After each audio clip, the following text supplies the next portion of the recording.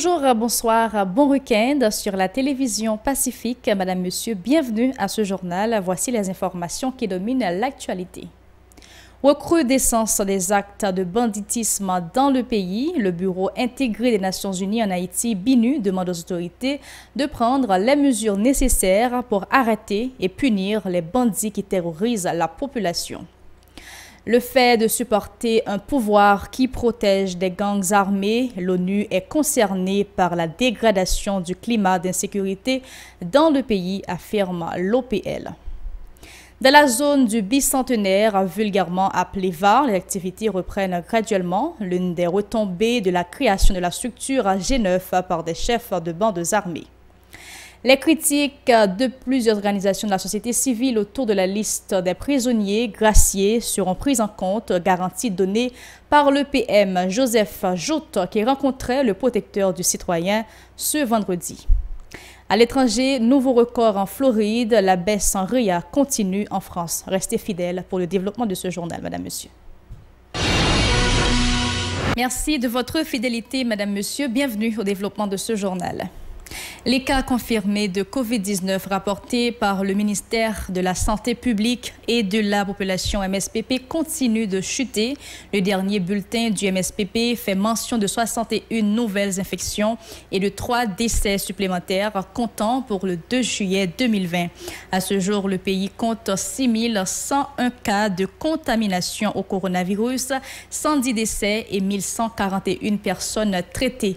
Le taux de létalité nationale est resté à 1,8. La Grand'Anse et le Nord dominent le classement des départements ayant le plus grand taux avec respectivement 7,1% et 5,7%. Le département de l'Ouest qui compte 4 584 cas d'infection a un taux de létalité de 1,2% contre 0% pour le centre.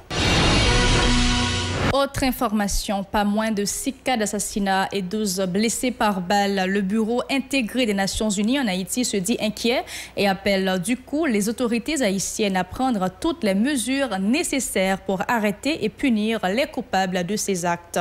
Le BINU est également préoccupé par les attaques de bandits qui tuent et incendient des maisons, forçant des résidents à fuir leur quartier de la zone métropolitaine de Port-au-Prince. Le Bureau intégré des Nations Unies en Haïti soutient que les actes de violence commis récemment contre les habitants de Pont-Rouge, Martissan, Cité-Soleil, ainsi que ceux ayant visé les populations de la Saline en 2018 et Bel-Air en 2019 doivent faire l'objet d'une enquête. Les auteurs et complices doivent être identifiés, arrêtés et poursuivis par les autorités policières et judiciaires. Le BINU réaffirme son engagement auprès des organisations de la société civile, de l'Office de protection du citoyen et des autorités nationales afin de promouvoir et protéger les droits des Haïtiens et des Haïtiennes. Au lieu de favoriser le développement et la stabilité en Haïti, l'Organisation des Nations Unies, ONU, a contribué à alimenter les troubles sociopolitiques dans le pays, dénonce le responsable de communication de l'Organisation du peuple en lutte, Danilo Syriac. Il enchaîne pour dire que l'ONU supporte le pouvoir en place qui ne travaille pas dans l'intérêt de la population et qui pisait protège les bandits qui contrôlent les quartiers pauvres de Grand Ravine, de Martissan, de Bel-Air, de La Saline notamment. Il en veut pour preuve également la création de la structure appelée G9 qui réunit les principaux chefs de bandes armées qui ont comme actifs des cas de vol, viol et d'assassinat. Famille Lavalas ne participera pas aux élections que le président Jovenel Moïse compte organiser dans les prochains mois.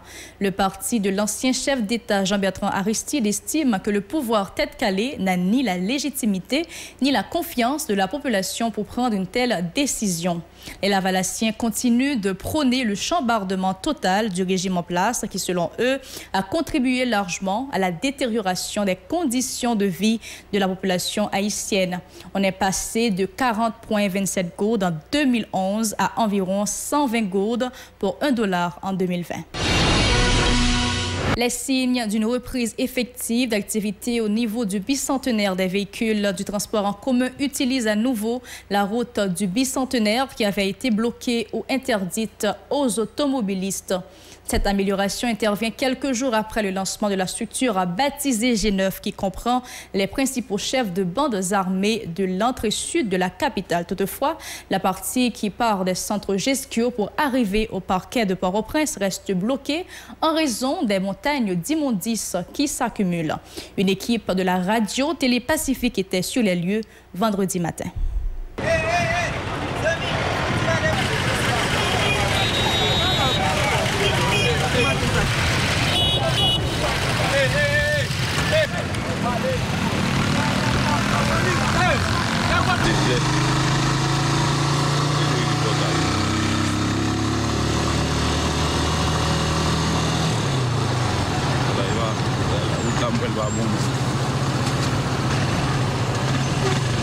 Les marchands de la Croix-des-Bousselles sont de plus en plus nombreux à reprendre leurs activités en toute quiétude. Si le problème de sécurité ne se pose plus, ils se plaignent de la baisse des ventes en raison de la situation économique difficile du pays. Ils demandent aux autorités de prendre les mesures nécessaires pour améliorer les conditions de vie de la population. Suivez ce reportage réalisé par Mario Sylvain et Regard Noël, madame, monsieur. Quand il dit tout, et nous regrettons pour nous dans la rue, nous pas qu'à vivre encore dit tout. À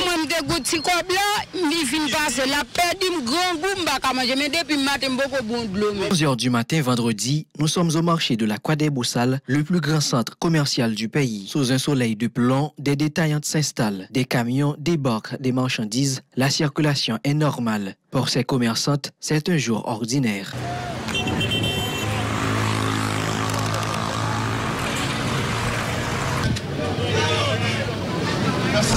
Mais hélas, il n'y a pas de vente, se plaignent les marchandes qui vendent des produits périssables, ce qui constitue pour eux un véritable coup de dur.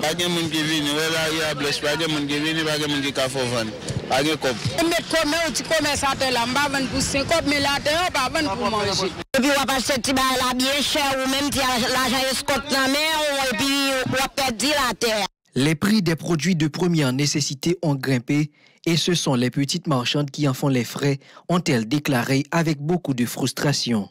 L'huile vend $130, mamie pour vendre $150, côté pays ça pour aller. Bah elle a cher depuis dans monde. Il y a parlé là la chaîne dans monde, il y a parlé de du riz cher, l'huile cher. C'est voyer nous à côté gouvernement. Parce que tu vas gagner $80, bagarre de qu'on acheter $30, $25. C'est ni qu'on y a parce que $80 bagarre cher pour nous et faut vendre comme ça pour manger pour acheter bagarre la vie chère même. La pandémie de coronavirus qui frappe le pays a entraîné de fâcheuses conséquences sur l'économie nationale, en particulier sur les couches les plus faibles. Dans cette misère atroce, ces mères de famille se tournent vers les responsables de l'administration Moïse Joute afin de soulager leur situation. Pour le gouvernement dégager la veille, nous pour le petit cop bretter nous pour nous dégager nous. Pas dormir en bas dépôt, même dépôt en bas payer, demande président Jovenel. Pour le fond passer, vont lui dépasser pour garder les gens qui t'aident au cap souffrir grand goût. Parce que nous pas capables encore. Nous pas grand goût non mais nous pour faire commerce. Selon les économistes, Haïti risque par les temps qui courent d'atteindre une hyperinflation en raison de la dépréciation de la gourde face au dollar américain.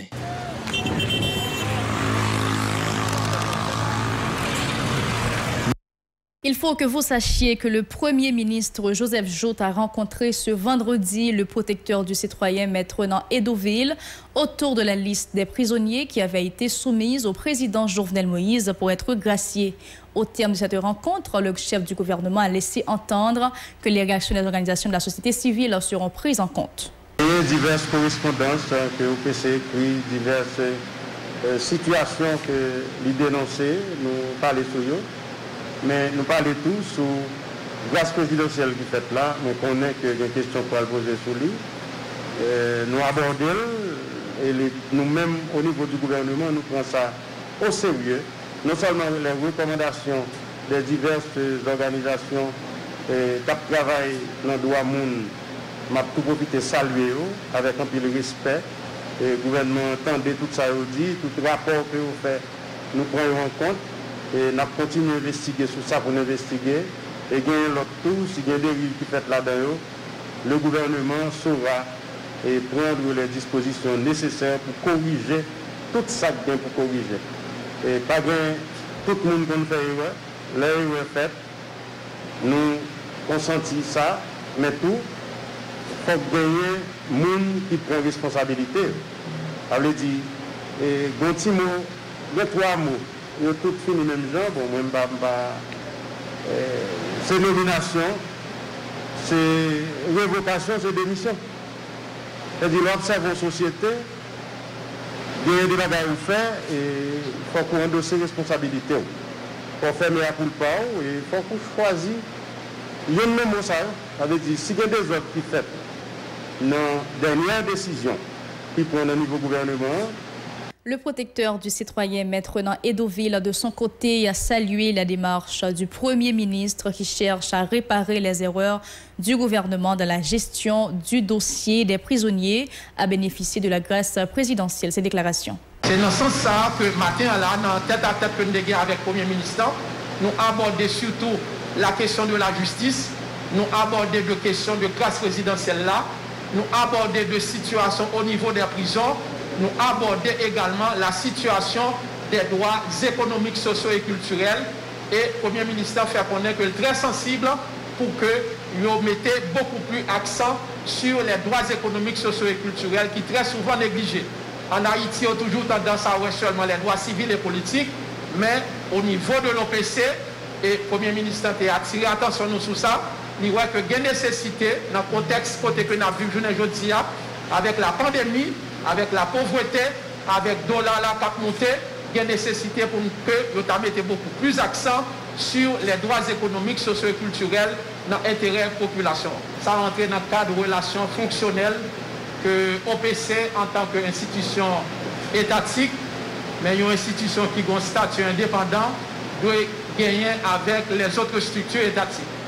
Donc, nous sommes une institution indépendante qui est créée par la Constitution de 1987 là, suite et au départ de M. Duvalier en 1986, et Constitution 87 là, avec caractère démocratique que le gagne, il était estimé pour que il y ait une institution indépendante qui l'a pour veiller au respect et à la protection des droits humains.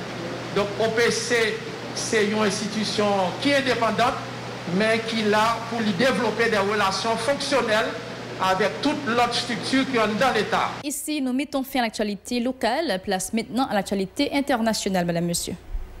Si vous jugez que cette vidéo est intéressante, n'hésitez pas à liker et partager la vidéo. Et surtout, n'oubliez pas de vous abonner à cette chaîne et activer la cloche de notification pour ne pas louper aucune de nos vidéos. Merci de suivre l'actualité internationale. La France a enregistré 14 nouveaux décès liés à la COVID-19 en 24 heures dans les hôpitaux, partant à 29 875, le nombre total de morts depuis le début de l'épidémie, a annoncé jeudi la Direction générale de la santé DGS. Le bilan dans les EHPAD arrêté actuellement à 10 497 décès pour 19 378 morts en hôpital sera actualisé le 7 juillet. Le nombre de patients atteints de la COVID-19 en réanimation continue parallèlement de baisser avec 573 malades concernés, soit 9 de moins que mercredi. 4 régions, Île-de-France, Grand Est, Hauts-de-France, Auvergne, Rhône-Alpes, regroupent toujours 74% des patients hospitalisés en réanimation. Au total, 8 148 personnes sont hospitalisées pour cette infection, 188 en 24 heures. Si la circulation du virus en Guyane reste préoccupante, sur le reste du territoire national, la situation épidémiologique est stable, indique dans son communiqué la DGS.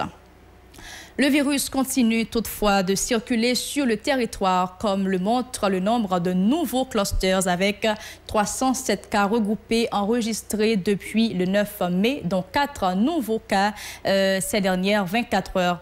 Mais 181 clôturés depuis le début de l'épidémie, 104 791 personnes ont été hospitalisées, dont 18 403 en réanimation. 76 802 personnes sont rentrées à domicile. Ici prend fin ce journal, madame, monsieur. J'étais vraiment contente de vous présenter l'actualité sur la télévision Pacifique. Nous sommes aussi disponibles sur Facebook, Twitter, YouTube, Instagram et radiotélépacifique.com, sur Télé Haïti, chaîne 54 et Canal+, chaîne 182. Bon week-end à vous.